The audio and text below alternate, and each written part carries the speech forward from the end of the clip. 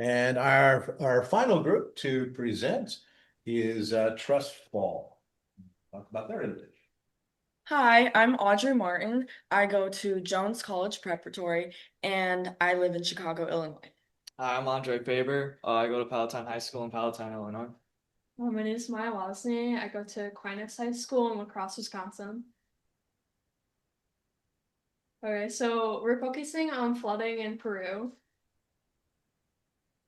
Peru, with its location to the Pacific Ocean, as well as the Amazon rainforest, is a very humid country. So it has a dry and a wet season. The wet season goes from December to March, and Peru can expect from 10 to 12 inches of rain per month. And then during the dry season, which goes from April to November, Peru can expect 2 to 4 inches per month. In this particular day in March, there was 12 inches of rainfall in one day, and it happened in the capital city of Peru, Lima. There was a giant mudslide, and a woman was taken 2 miles downhill. Millions in Peru were affected. So the damage of these tsunamis really affects the communities in Peru. They not only suffer from the loss of lives and the destruction of homes, but they face the interruption of basic needs like running water and electricity. They also lack educational systems for children during this difficult time. Families face food insecurity as the floods damage crops and farmland, which causes communities to start over from scratch and from the destroyed crops, which causes extreme vulnerability. What is needed in times like these is not only the prevention, but assistance to the communities by providing shelter and food and clean water. This makes the biggest difference for the people when they need all the support that they can get. So specifically, we're going to be focusing on the people in Peru who live in the Amazon basin, which be the light green part. As you can see, people who live in the Amazon basin experience about 3 times more rainfall than people living on the coast in Peru. There's about 1 million people who live in the dark blue parts, and the biggest city in the dark blue region is Iquitos. There's about 500,000 people who live there, and it's actually the largest city in the world that's inaccessible by road, meaning that if they want to go anywhere, they have to take a boat via the Amazon River. Also, the people in Iquitos, all of their houses are either on stilts or they're like floating homes, so with the water will rise as well as the house. So what would each of these hubs include? They would include electricity through waterproof backup generators. They would include clean water via rainwater collection and filtration systems. They would include non-perishable food, first aid supplies, and traditional clothing. They would also provide educational systems for children, while that could not be possible at the time. So for these hubs, for our ideal materials, we will start with the sidings. Fiber cement siding, a popular choice for its durability and resistance to moisture, rot, mold, and mildew. It doesn't absorb water like wood, so that's going to prevent warping and swelling. It's going to be essential for the long term for these communities, which is going to be one of our goals. Next is vinyl siding, a widely used and affordable option that is essentially waterproof and sheds rain effectively. Vinyl is low maintenance, resisting rot and high temperatures, and can last for decades.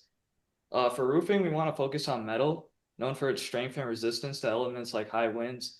Metal roofing is going to be effective at preventing leaks.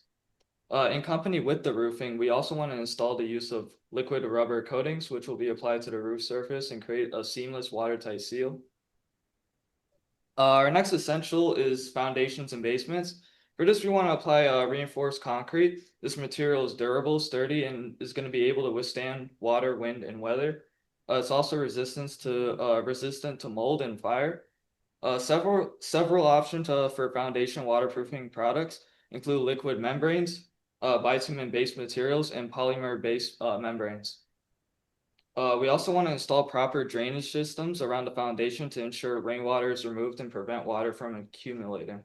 For walls in moisture prone areas, we want to focus on areas like bathrooms, kitchens, and basements, and install water resistant drywall, cement board, and mold resistant paint. Regardless of these materials we're going to use, we know that proper installation is crucial. Appropriate sealing techniques such as flashing, caulking, and house wrap will be needed to create a tight and watertight building envelope. By using these ideas, we believe these communities will significantly protect their homes from water damage in the long term. The idea is to build these hubs before heavy flooding season, which starts from December to March, to ensure preparation. So for theoretical funding, we would reach out to international organizations like Rotary International, different like countries, the United Nations, and we think that each hub would be about $18,000 to $26,000 because cities like Iquitos, they aren't connected to the rest of Peru, like their electrical grid, so they have like a completely different system. So we would estimate about $5,000 for a water filtration system and about $5,000 for an electrical system. And then other supplies would be like locally sourced, like any clothes and their local food. And we hope to have 100 hubs by 2035. So that concludes our presentation for today. We are open to questions and thank you for your time.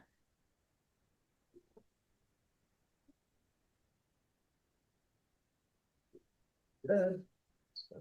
So, audience members.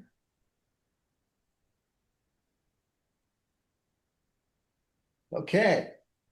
Any questions or comments for Trustfall on flooding in Peru and their innovation on creating hubs?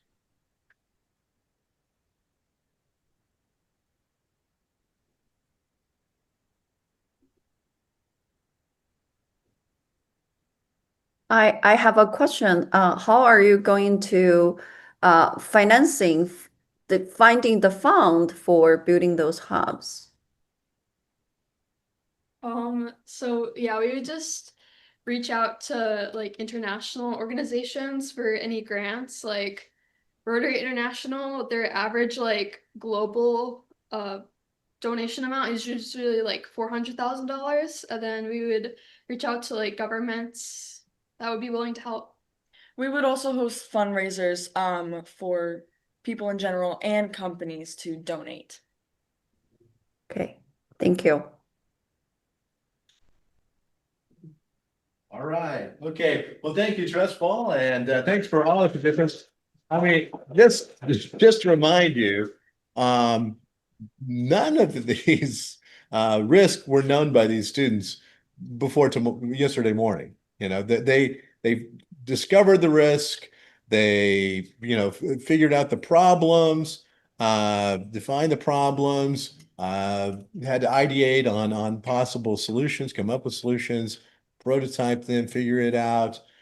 So this isn't, a semester's work or anything like this. This is one day work, for these students. So I think just to put that into perspective of what they accomplished in this short period of time, and what they were able to learn in doing this innovation sprint. So I appreciate our audience participation on that. I think that was very helpful, enlightening for them. And please send me your scores, and we'll be announcing that later at our luncheon session here coming up. So thanks again to everybody participating wherever you are in the world, and I hope you enjoyed this. This will be recorded, so we'll send it out, and you can share it with other people if you think it was something that was valuable.